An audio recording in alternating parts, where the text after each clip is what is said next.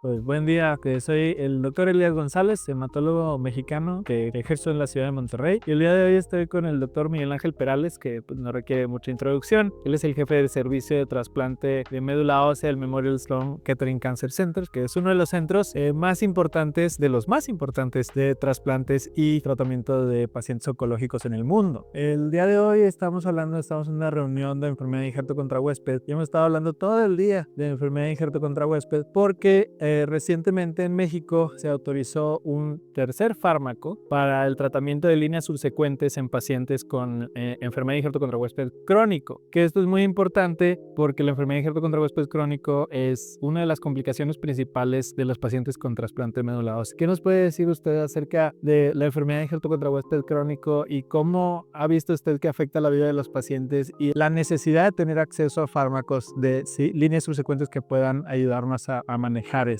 Pues primero, mucho gusto de estar aquí con vosotros en la ciudad de Guadalajara para esta reunión muy interesante. Y claro, el tema de AIDS crónico sigue siendo un problema con nuestros pacientes. Ahora, lo que ha cambiado en los 10 a 20 años que yo llevo haciendo trasplante es que hemos visto muchos cambios en términos de selección del donante, profilaxis para el AIDS, sobre todo con la introducción del ciclopors, y que la realidad es que la sensación que tenemos muchos es que estamos viendo menos AIDS crónico en la población de pacientes, pero lo que sí estamos viendo es más trasplantes, ya que la tasa de pacientes con AIDS crónico está aumentando porque estamos haciendo más trasplantes, incluso con una tasa menor por trasplante de AIDS crónico. O sea que es un poco el conflicto entre menos AIDS crónico, pero más pacientes. O sea, seguimos teniendo muchos pacientes. Menos AIDS crónico en porcentaje y en intensidad incluso, sí, porque a mí sí me tocó, y yo no tengo tantos años de ser ya un hematólogo practicante. Me acuerdo más de la residencia y mi entrenamiento en trasplantes, pero sí me tocó ver unas enfermedades de injerto contra huésped crónicas de muy difícil manejo y cuando todavía no teníamos acceso aquí en México a ninguno de los medicamentos de segunda línea. Entonces,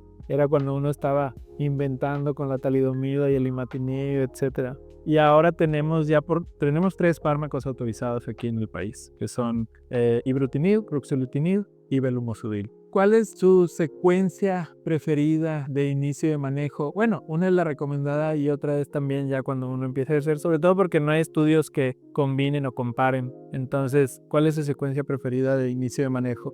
Y que ahora, hace poco, ya tenemos acceso también para recetar los pacientes. Ahora, claro, hay diferencias en las 4 drogas, en el mecanismo de acción, en los resultados clínicos, en la línea donde están indicados y también el hecho que 3 de las drogas son orales y axitinib es una droga intravenosa, o sea que también hay diferencias de logística en términos de manejo del paciente.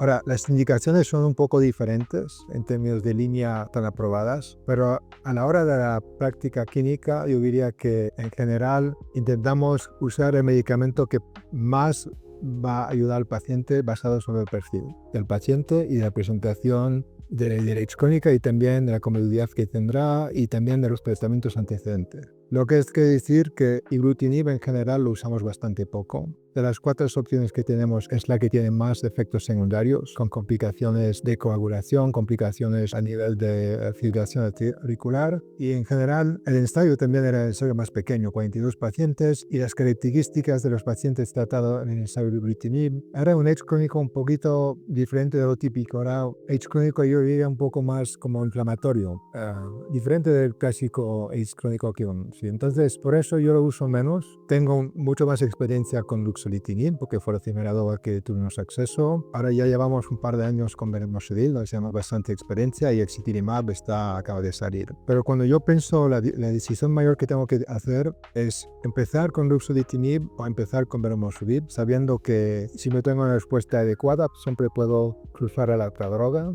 Y el papel de axitinib es algo que vamos a aprender. En general, el paciente que tiene citopenias, que es el efecto secundario mayor de la ruxolitinib, no voy a usar ruxolitinib. El paciente que ha tenido AIDS aguda de factor corticoides que recibió ruxolitinib y que ha tenido un tratamiento con ruxolitinib que el paciente tiene AIDS crónica poco después de parar el ruxolitinib, en general no es una buena indicación para intentar probar otra vez ruxolitinib. Entonces son casos donde pasaría primero al belumosudil, o por el perfil del efecto secundario o por el hecho que tienen antecedentes de ruxolitinib hace poco. Y también en los pacientes donde tienen afectación pulmonar, Creo que los resultados que hemos visto con Belumosudil son muy prometedores. De hecho, se está haciendo un ensayo específicamente en esa población con Belumosudil y creo que yo en general pienso más bien en los pacientes pasar primero al Belumosudil.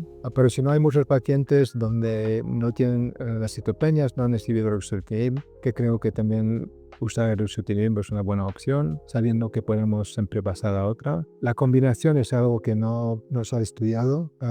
Una pregunta que siempre nos hacen es la transición. Claro. Y eso es un ejemplo donde siempre digo, si pedimos la pregunta a 3 médicos que hacen trasplante, nos van a dar 4 respuestas. Lo que yo hago en mi práctica es en general mirar al paciente. Si el paciente tiene citopenias que no tiene tolerancia al ruxolitinib, tenemos que pararlo. Sí. El paciente, vamos a hablar de transición, claro, eso, pero no lo vamos a usar a largo plazo. Al paciente que no está respondiendo no tiene sentido seguirlo. Entonces yo en general me planteo la transición de bajar a 5 miligramos diarios 2 semanas, 5 miligramos cada 2 días 2 semanas y después lo paro. O sea que 4 semanas para hacer la transición cuando estoy empezando el Belumosudil, porque las 4 semanas es lo suficiente para ver el inicio del impacto del Belumosudil y para que no tengamos más síntomas en el paciente de parar el ruxo, porque sabemos que al parar el ruxo algunos pacientes tienen efectos secundarios de más impacto del hecho crónico. Ahora, hay otros médicos como la doctora Stephanie Lee de Seattle, que es una experta mundial en AIDS crónica, y ella me dijo hace poco cuando estuvimos comentando sobre eso que ella lo para el ruxo y empieza el Belumosudil. La que creo que hay diferentes experiencias y depende un poco del paciente. Entiendo cuál es, por qué el perfil de efectos secundarios del ibrutinib no es el que lo hace el ideal. Escuché que el ruxolitinib no lo iniciaríamos con ciertas características de algunos pacientes. ¿Hay algo así similar con Belumosudil que limite su uso? Sí, los pacientes con alteración de la función hepática son pacientes donde no empezaría el Belumosudil. Okay. Eso es el único caso donde... Independientemente de si la sospecha de esa alteración es injerto contra huéscar. Depende. Sí, creo que ahí entonces sí tenía que hacer una biopsia para estar seguro de lo que estamos tratando. Sí. Muy bien. ¿Hay alguna recomendación que tenga usted así personal que haya encontrado que tal vez no haya venido? Eso siempre nos sucede, algo que no se haya reportado tal vez de cierta manera en los estudios, un efecto particular secundario que haya notado con más frecuencia, ya sea con Belumosudil o ruxolitinib, que son realmente las segundas líneas que más, insisto, utilizamos, bueno, que vamos a empezar a utilizar, yo creo, aquí en México, porque ahora vamos a tener acceso a esta otra línea extra.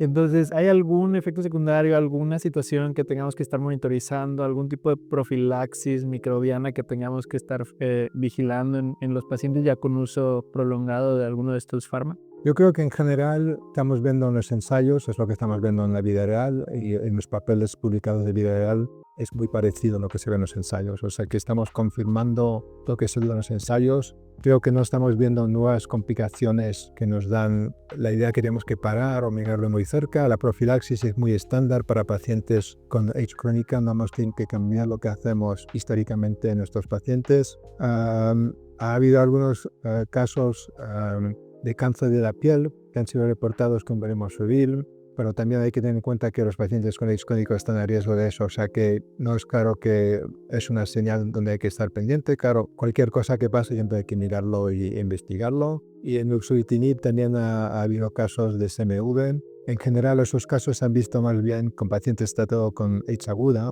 pero también están bajo altas dosis de corticoides. Nosotros tenemos la opción, la ventaja de poder usar letemovir, que es una profilaxis muy eficaz contra el CMV. Entiendo que esto no está disponible en México, pero yo en general diría que lo que estamos viendo en la práctica clínica es muy parecido a lo que se vio en los ensayos. Y una última pregunta, doctor. En todos los ensayos de Ruxo y de Ibru y de Belu, el tratamiento es continuo. Sí. Pero yo creo que todos siempre hacemos por tratar de disminuirlas y tratar de quitar los fármacos, si es posible, todos los fármacos, porque pareciera que los pacientes, después de estar expuestos a estos inmunosupresores por un tiempo, desarrollan algo de inmunotolerancia, ¿no?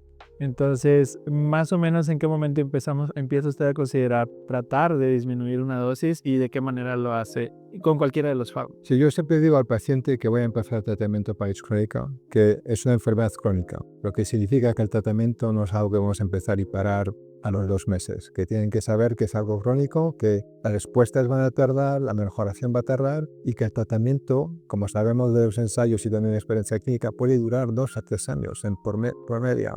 En general, creo que siempre lo que intentamos hacer es bajar el nivel de inmunosupresión y yo tengo un poco un algoritmo basado sobre la toxicidad de los fármacos que usamos. Entonces, los que están bajo prednisona, tacro y un nuevo fármaco que sea Ruxo o Velmoxudil, siempre voy a intentar quitar primero prednisona.